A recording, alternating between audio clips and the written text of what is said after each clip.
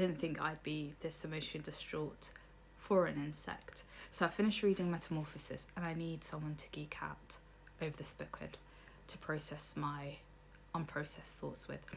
So the book starts off with the main character, Gregor. He wakes up and he realizes that he's transformed into an insect. Now, I know the book is fiction, but somewhere in between from going from human to insect, like the natural instinct would be to panic, faint, panic again, faint, multiple episodes of that before you come to terms with what's happened to you. Like, existential crisis would be understandable in this context. But this is not something that goes through Gregor's mind. He's automatically thinking about practicality and logistics and like how he's still going to continue getting ready for work, even though he's turned into an insect and he doesn't quite know how his body works.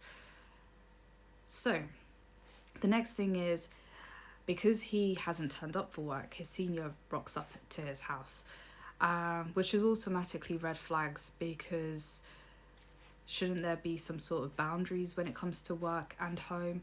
Anyway, because he lives with his parents, his mum comes to his defense and is like, Gregor's not feeling well today. I mean, she doesn't exactly know what's going on with Gregor because she hasn't seen him this morning.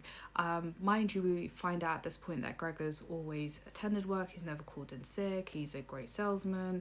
But his senior flips the narrative and says, you know what, if he's not coming into work today, maybe he shouldn't be coming to work at all, and throws in that possibility of him being fired. Gregor, hearing this, tries to apologise from the other side of the door. The family and his senior are already on their way up and they're outside of his door, and he's trying to explain himself because he's thinking, I can get the rest of the family and my senior to understand what's happened.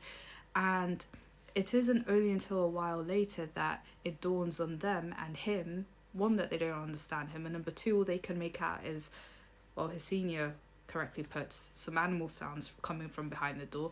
His mum's alarm bells are going off. She gets his sister to go and fetch a doctor because she's realising her son is unwell. She just doesn't know to what degree. But yeah, when that door finally opens, because Gregor doesn't have any hands, he doesn't really have any teeth to help him open that door, but when he clenches on with his jaws and he manages to open that door, his senior flees the scene, and his family, let's just say over time, they come to terms with what he looks like.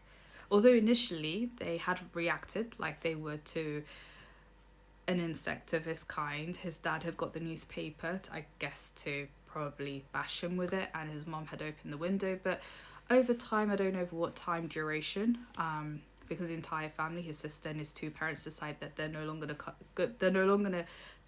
going to come into his bedroom. But they come to terms with how he's now transformed. I don't know how they know that that's Gregor. Again, I know it's fiction. I don't know how they came to terms with that's Gregor. But fast forward to his sister.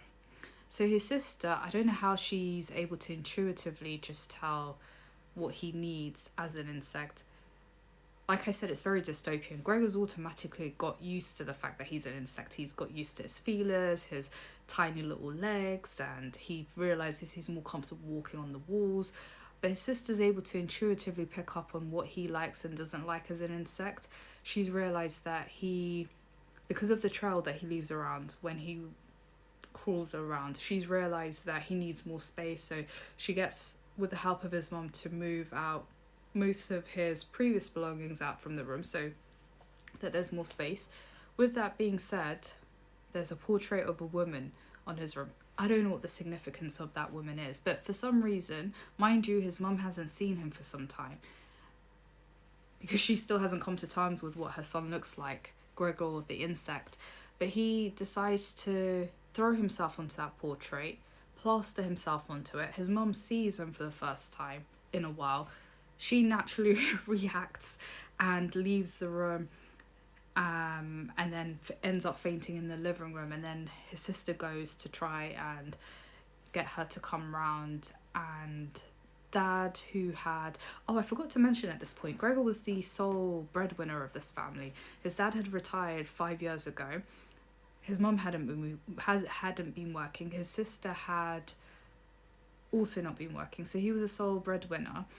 And now that that one person who was working, who was upholding the entire family's comfortable lifestyle, is no longer in the picture, so to speak. His dad had got out from retirement, went back into employment. So on this particular evening, when dad has come back and he's realised his wife has fainted, his daughter is distressed, he just thinks Gregor and decides to lash out at him. Now, I don't know if the apple he throws at him has some kind of significance. Could it be that it's just the nearest object that dad decides to throw at him? Or could it be because this is Kafka, right? And Kafka, like I said, from my own interpretation of Kafka, but he can be, especially reading a bit of his diary, to me he seems a bit melodramatic. So I wonder if there's some symbolism to do with the apple, like, you know, with the biblical story of Adam and Eve and the apple and the fall from grace. Like, I wonder if dad throwing that apple at Gregor was to symbolise that Gregor's fallen from the family. Or maybe the apple was to symbolise it having transformed from being a source of nourishment to weapon, like his family now becoming a weapon against him. I'm not sure, but these are things that were floating through my mind. So a mum will always be a mum, and his mum somehow comes out from her fainting episode and then tries to hold dad back from hurting Gregor even further. And then, oh yes, I forgot to mention, so fast forward a little bit in the story. Now all three members of the family are working. Initially, that rubbed me the wrong way because it was like, so they could work and they were just watching their son just support the entire family on his own when they could have been contributing. But it's not long before I realised, actually, even though there's three of them working, they're still much more poorer.